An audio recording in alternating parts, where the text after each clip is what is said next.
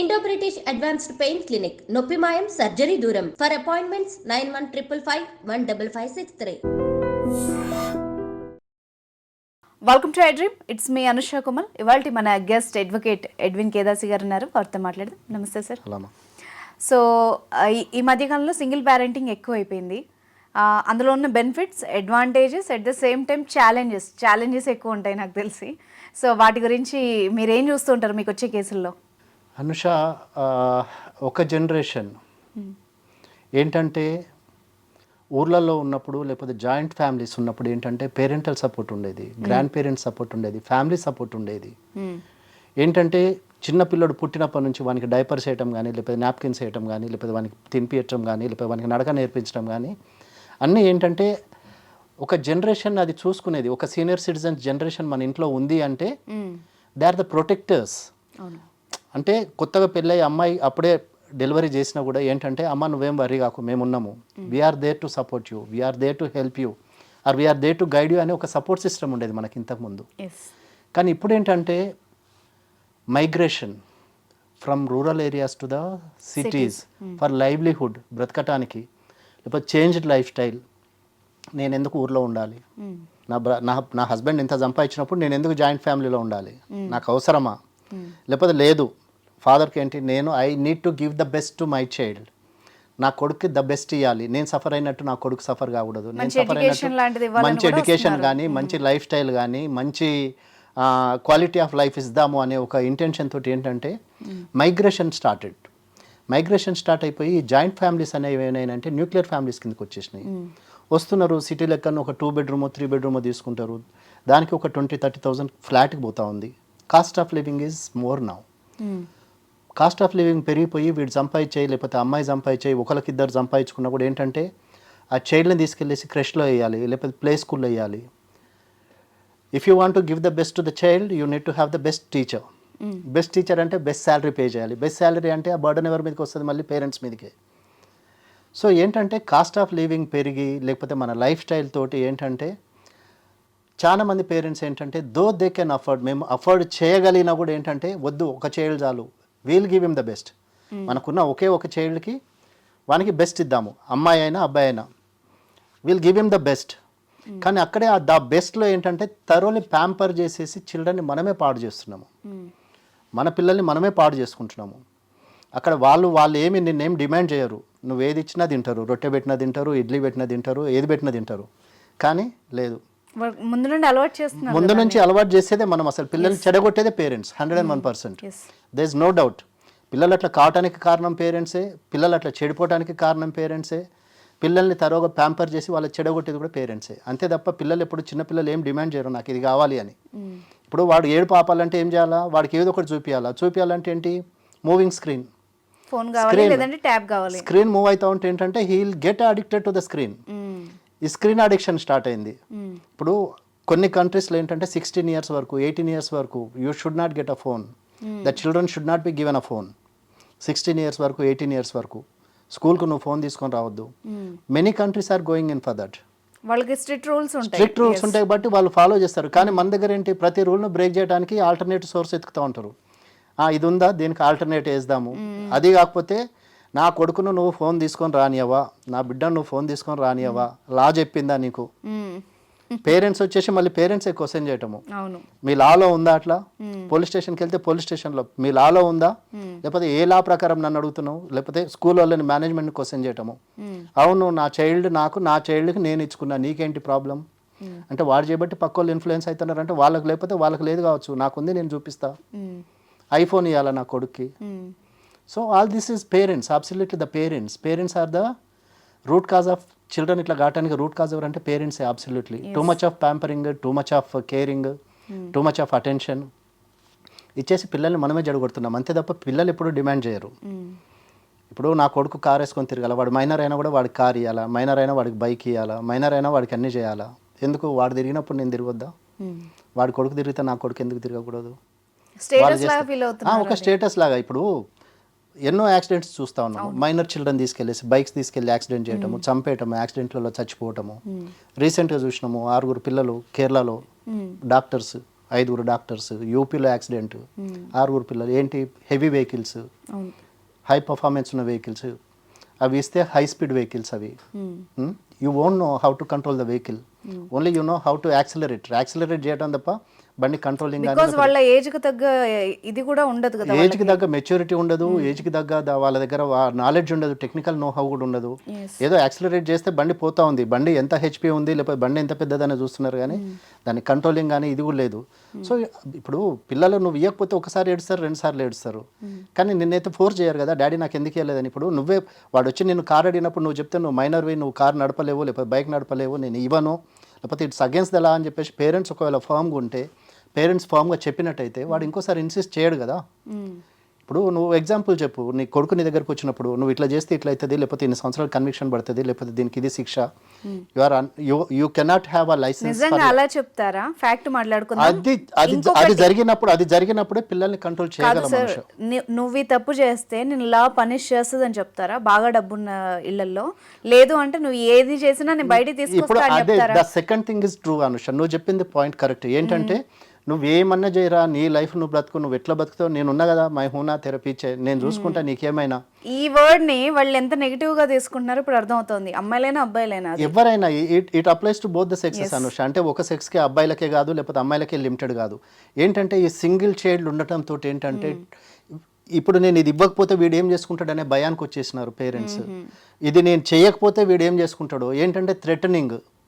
నువ్వు ఇది చేయకపోతే నేను కొంచెం దూకేస్తా, నువ్వు ఇది చేయకపోతే నేను చచ్చిపోతాను.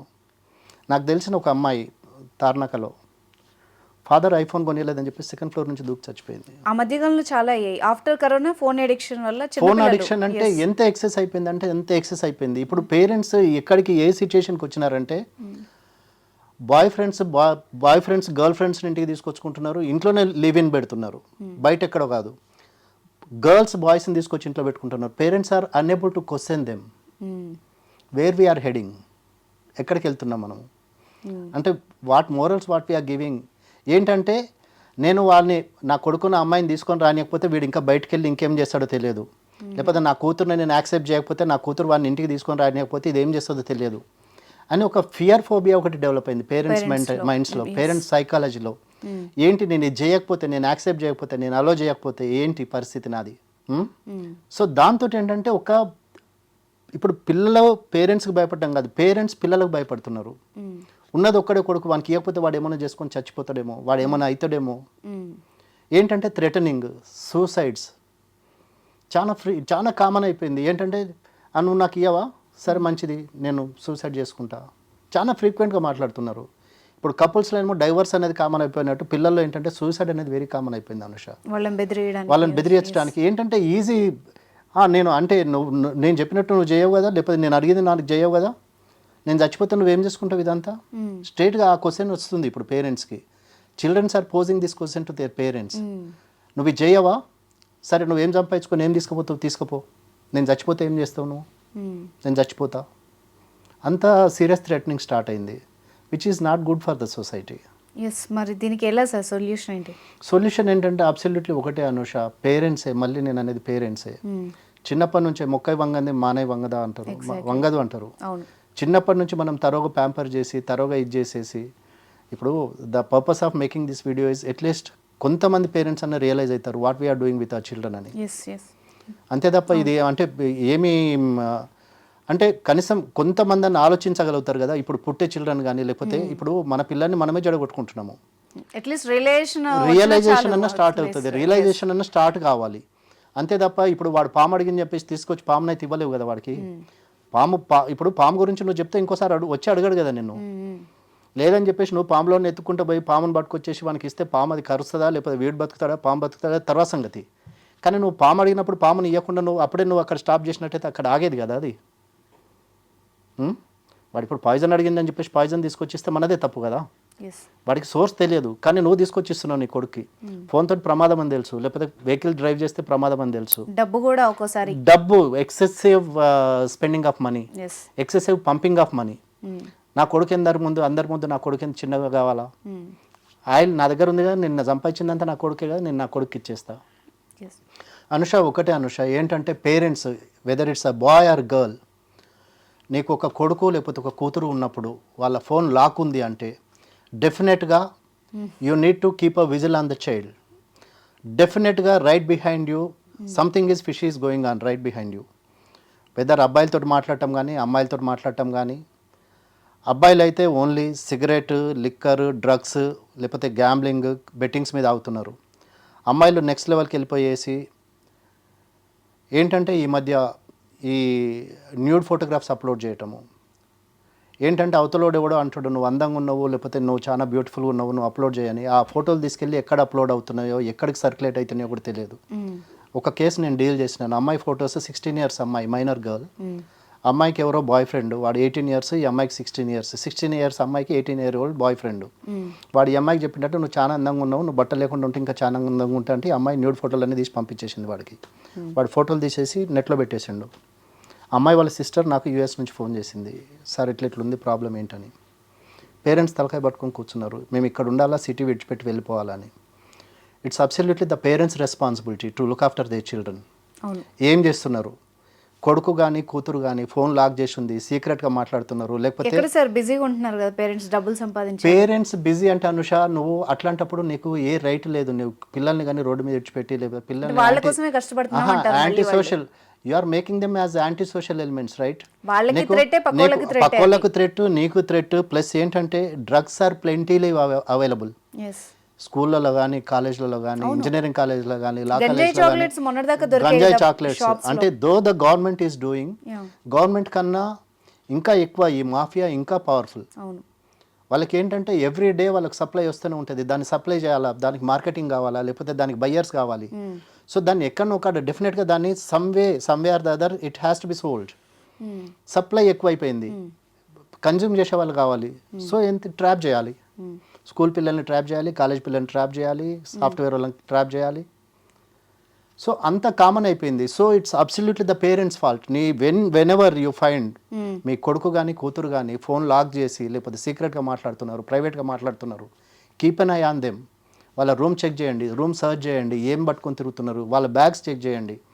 అంటే ఇది సర్చింగ్ అనేది ఏంటంటే డిటెక్టివ్ కాదు. మీ పిల్లల్ని, మీ కూతుర్ని, మీ కొడుకుని మీరు సెక్యూర్ చేసుకోవాలి అంటే, వాళ్ళ లైఫ్ బాగుండాలంటే you need to be very vigilant. వాళ్ళ మీద ఒక మీ ఇది ఉండాలి, ఒక ఐ ఉండాలి. Then you should control them also at the same time. వాళ్ళను మనం పాడు చేయటం కాదు, వాళ్ళు అడిగినప్పుడు వాళ్ళకు మంచి చెడు అనేది మనం చెప్పగలిగితే దాని పర్యవసనం ఏంటి, లేకపోతే దాని సీక్వెన్సెస్ ఎట్లుంటాయి, దాని ఎక్కడికి వెళ్తుంది, దాని మీద ఏం జరుగుతుంది, ఏం నష్టం జరుగుతుంది. ఇప్పుడు నాంపల్లి క్రిమినల్ కోర్టుకు వస్తాను సార్, నాంపల్లి ఏది జువెనల్ కోర్టులో 16 year లోపు బండ్లు నడిపే వాళ్ళు కనీసం డైలీ ఒక 30 to 40 చిల్డ్రన్ వస్తారు అక్కడికి. మన ముందే సందులో తిరుగుతూ ఉంటారు కానీ ఎవరు అడగరు వాళ్ళని. ఎవరు అడగారు? ఇప్పుడు కొడుకు ఇయర్ ఫోన్స్ పెట్టుకున్నాడో లేదని చెక్ చేస్తారు కానీ కొడుకు హెల్మెట్ పెట్టుకొని పోవట్లేదని చెప్పేసి ఎప్పుడు చెక్ చేయరు. వాడికి 3 లక్షల బైక్ కొనిస్తారు, 4 లక్షల బైక్ కొనిస్తారు, కానీ వాడు హెల్మెట్ వేసుకొని పోతున్నాడని మాత్రం చెక్ చేయరు. వాడు ఇయర్ ఫోన్స్ ఉన్నాయని చెక్ చేస్తారు కానీ హెల్మెట్ ఉందా అని చెక్ చేయడు. ఎవరు హూజ్ రెస్పాన్సిబుల్? ఇప్పుడు వాడు ఇంట్లోకి వెళ్ళి బయటకి నీ తల్లిదండ్రుల ముందు నుంచే కదా బయటకు వెళ్ళేది. Why don't we tell our children, నువ్వు ఇది వేసుకోకపోతే, హెల్మెట్ వేసుకోకపోతే నీకు ఈ ప్రాబ్లం అవుతుంది, లేకపోతే నీతోటి పాటు మేము కూడా సఫరర్స్, లేకపోతే మేము కూడా విక్టిమ్స్ అవుతామని ఎందుకు చెప్పట్లేదు మనం? Why we are not educating our children? ఏంటంటే నా స్టైల్ బాగోదు డాడీ, నేను హెల్మెట్ వేసుకుంటే నా హెయిర్ స్టైల్ పాడైపోతుంది, నాకు ఇది పాడైపోతుంది, అది పాడైపోతుంది. కానీ వాడి ప్రాణం పోతుంది కదా హెల్మెట్ లేకపోతే. ఏదో వెహికల్ కింద పడుతున్నారు, తలబల కొట్టుకుంటున్నారు, చచ్చిపోతున్నారు. మీ లెక్క ప్రకారం చిన్నప్పటి నుండి వాళ్ళకి కొంచెం రెస్పాన్సిబిలిటీ చెప్పి రెస్పాన్సిబిలిటీ ఇవ్వాలి. Plus we should teach them what is good and what is bad. yes exactly as we are teaching the girls what is bad touch and good touch, at the same time you should teach your sons also that not to behave in a different way, whether it's your colleague or whether it's your friend or whether it's your whatever it is. Good touch అనేది ఇప్పుడు అందరూ ఇప్పుడు social మీడియాలో చాలా trend అవుతా ఉంది. Good touch, bad touch అమ్మాయిలకు నేర్పియాలా, ఏది మంచిది ఏది చెడని. At the same time you should teach the same thing to your son also. ఇది మంచిది కాదు, ఇది మంచిది, లేకపోతే ఇట్లా చేయటం తప్పు అనేది మనం నేర్పిస్తే పేరెంట్స్గా డెఫినెట్గా ఇఫ్ నాట్ 100% అట్లీస్ట్ వాడి మైండ్లో ఆ థాట్ అనేది ఉంటుంది. మన సొసైటీలో ఫ్యాక్ట్ అవుతున్నారు.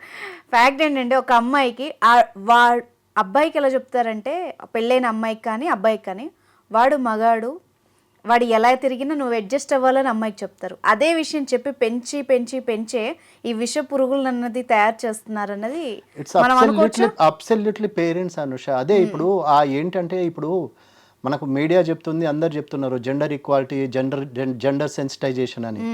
కానీ అది ఏంటంటే ఇది మేల్ ఈగో, మేల్ షావనిజం అనేది దట్ ఈస్ ఇన్బార్న్, పుట్టినప్పటి నుంచి వచ్చింది అది. అదే కదా, ఆ డిఫరెన్షియేట్ అనేది పేరెంట్సే చేస్తున్నారు అనుష. ఇప్పుడు మగపిల్లోడైతేనే వాడు 10 వరకు లేచిన వాడు లేవకపోయినా వాడిని ఎవరేమన్నారు.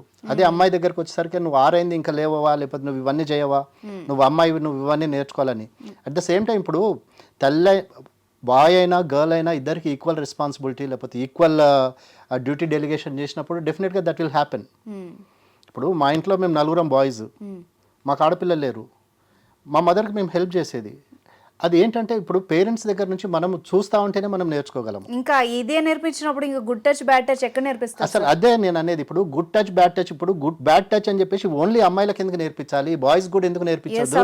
అట్లీస్ట్ ఈ జనరేషన్ అదే ఇప్పుడు పేరెంట్స్ అనేది it all begins from the parents only. Again parents నుంచి మళ్ళీ నేను అదే చెప్తాను, మొక్కై వంగంది మానయ్య వంగని అన్నట్టు నువ్వు చిన్నప్పుడే నువ్వు వాడికి నేర్పిస్తే ఇది తప్పురా అని చెప్పేసి చిన్నప్పుడే వాడికి చెప్పినప్పుడు వాడు ఏంటంటే ఓహో, వాడిని అప్పుడే నువ్వు ఒకవేళ పనిష్ చేయగలిగితే, ఒక దెబ్బ కొట్టి లేకపోతే గట్టిగా చెప్పగలిగితే వాడు అది చేయడు కదా, ఇంకొకసారి రిపీట్ చేయడు కదా.